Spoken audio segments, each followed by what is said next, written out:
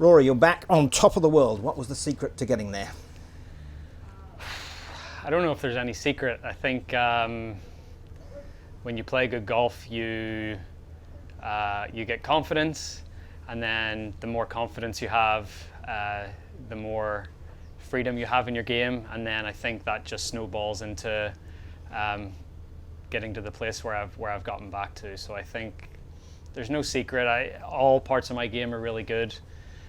I've always driven the ball well, but I've improved my iron play and my wedges in particular, and then I've become a much stronger putter. And I think when you putt so well, it takes the pressure off the rest of your game. And I think that's, if there's any secret this year, that might be it. You're in pole position to win the Varden Trophy and end the season as Europe's number one. What would it mean for you to finish the year in that style? It would mean a lot. It's been a long time since I've come to Dubai at this time of the year and had a chance to win the season-long race. I think it's becoming increasingly harder to do it because of the schedules and, if you're a PGA Tour player and all the stuff you got to play over there and then coming back over here. So it really does reward consistent performances the whole, for 11 months of the year, basically. So, but I'll be really proud if I do. I think to win the Varden Trophy 4 times. I'm not sure who's won it 4 times, but I know Monty's won it a few more than that. But to get up there and probably join some of the legends of the European Tour would be, that's the stuff that I love. I love being able to put my name alongside the legends that I looked up to as a kid. Very early in the year, you went from a miscut in Texas to one of the best rounds of your life at the Masters. How do you make sense of those 2 weeks? I changed golf ball.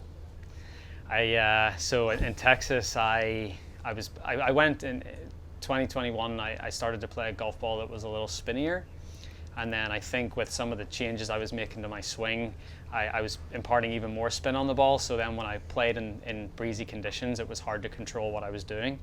So the Friday of the Valero Texas Open, I went back to a less spinny golf ball. Felt like it worked quite well. Fast forward the next week to the Masters, and all of a sudden I started to become more sure of myself over wedges, more sure of myself that I was going to hit my numbers, that I was going to hit it pin high. And I think, again, just from that and getting the confidence from Augusta and going forward, it doesn't seem like a big change, but I really feel, looking back on the year, the ball change for me was a massive thing. How big was it for you to successfully defend your title in Canada with everything that was going on around the game at that time? It was very cool. I think, I didn't get a chance to defend my title in Canada in 2020 or in 2021. So to finally be able to go back to Canada and defend, and after such a great time in 2019 and the love I felt from that crowd, to go back up there and to have a chance to win again and to do it, especially against JT and Tony, 2 of the best players in the world, and to come out on top of that little battle, that gave me huge confidence. Knowing that I was on my way back to hopefully being the best version of myself, I guess. Turbulent times in the golfing world. Many would have chosen to focus on their own game and not get involved, but not you. Your loyalty to the tour, your stature in the game really turned you into the poster boy of the established golfing world as we know it. How much did it galvanise you on the course and off it? Yeah, so I think I think I've probably put a little more pressure on myself this year because of some of the things that I've said, but at the same time, I think it's given me motivation to go out and back up my words with my actions. So, I don't think necessarily Liv coming along and guys going there has given me motivation. I think it's more the motivation of how I've reacted to it and what I've said, and then trying to go out and back up those statements. I think that's the thing that it's been a really good thing for me. It's lit a little bit of a fire underneath me, and I think it reminded me of what I'm capable of in this game. You've had an incredible year in the majors, top 10 in all 4 for the first time in your career, but coming so close obviously has disappointment. Overall, how do you assess the majors?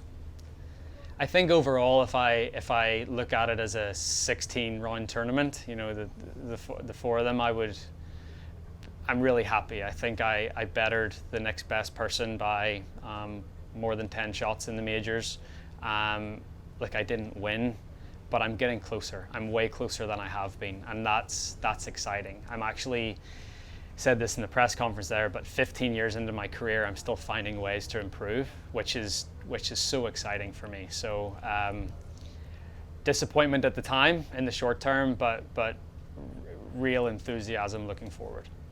Victory in the Tour Championship at Eastlake saw you become the first person to win the FedEx Cup for three times. How massive, historic a win was that for you? Yeah, I mean, I think, the FedEx Cup hasn't been around a long time, but to do anything in the game that no one else has done is a pretty nice achievement.